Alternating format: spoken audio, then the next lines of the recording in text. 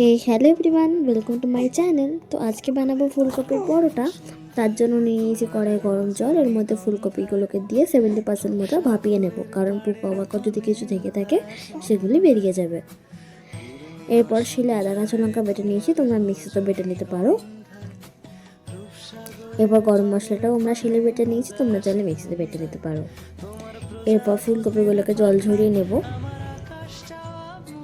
তো এই যে জল ঝরিয়ে রেখে দিয়েছি। এরপর জল ঝরানো ফুলকপিগুলোকে নিয়ে গ্রেটারের মধ্যে গ্রেট করে নেব। গ্রেটারের এই মোটা দিকটা দিয়ে গ্রেট করবে, তাহলে ফুলকপিগুলো মোটামুটি গোটা গোটাই থাকবে, খুব বেশি পেস্ট টাইপের হয়ে যাবে না। ফুলকপিগুলোকে খুব বেশি সেদ্ধ করবে না, তাহলে কিন্তু গ্রেট করতে গেলে ভেঙে ভেঙে যাবে, এবং ভেঙে গেলে কিন্তু গ্রেট করতে খুব সমস্যা হবে।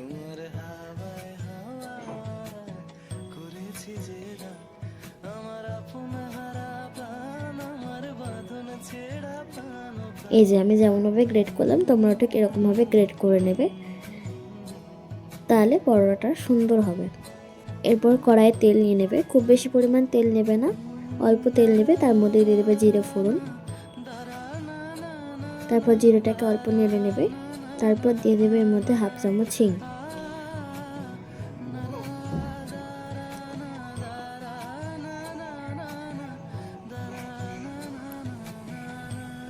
তারপর দিয়ে দেবে এর মধ্যে আদা কাঁচা লঙ্কা বাটাটা। তারপর আদা কাঁচা লঙ্কাটাকে ততক্ষণ নাড়াবে যতক্ষণ না কাঁচা গন্ধটা চলে যাচ্ছে। তারপর আদা কাঁচা লঙ্কাটা কষানো হয়ে গেলে এর মধ্যে দিয়ে দেবে গ্রেট করে রাখা ফুলকপিটা।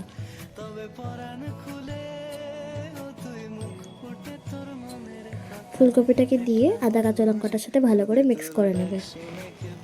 তারপর ওর মধ্যে দিয়ে দেবে হলুদ গুঁড়ো,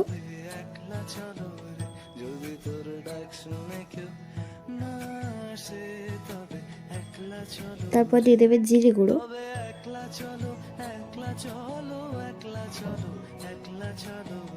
তারপর ওর মধ্যে দিয়ে দেবে ওই গরম মশলা গুঁড়োটা যেটা করে রেখেছিল।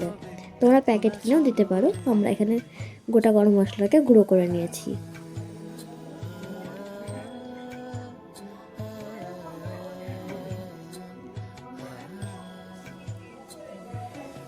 তারপর গ্যাসটাকে লো টু মিডিয়াম ফ্লেমে রেখে ভালো করে নাড়িয়ে নেবে। তারপর ওর মধ্যে দিয়ে দেবে লবণ,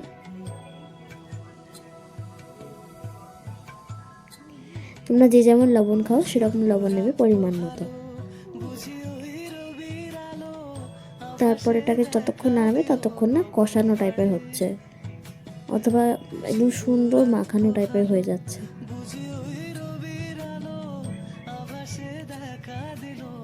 এটাকে কিন্তু দেওয়ার পর ভালো করে নাড়তে হবে, নাহলে কিন্তু নিচে লেগে যাবে।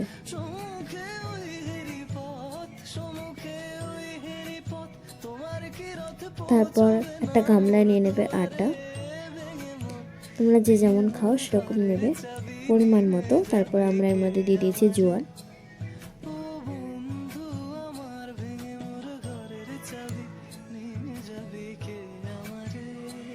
তারপর এর মধ্যে দিয়ে দিয়েছি লবণ,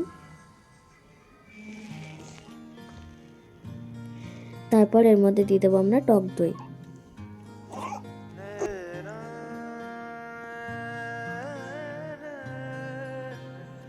এরপর টক দইটা দেওয়ার পর ভালো করে মাখিয়ে নিতে হবে এটাকে। আটাটা খুব বেশি নরম করে মাখবে না, খুব বেশি শক্ত করে মাখবে না, হালকা নরম হালকা শক্ত করে মেখে নেবে। এরপর তোমরা যেমন ইচ্ছে তেমন করে ভাজতে পারো, তোমরা গোল করে পুর ভরেও করতে পারো, অথবা বেলে নিয়ে ওর মধ্যে পুর ভরেও করতে পারো। আমরা গোল করে পুর ভরে করেছি, এই যে।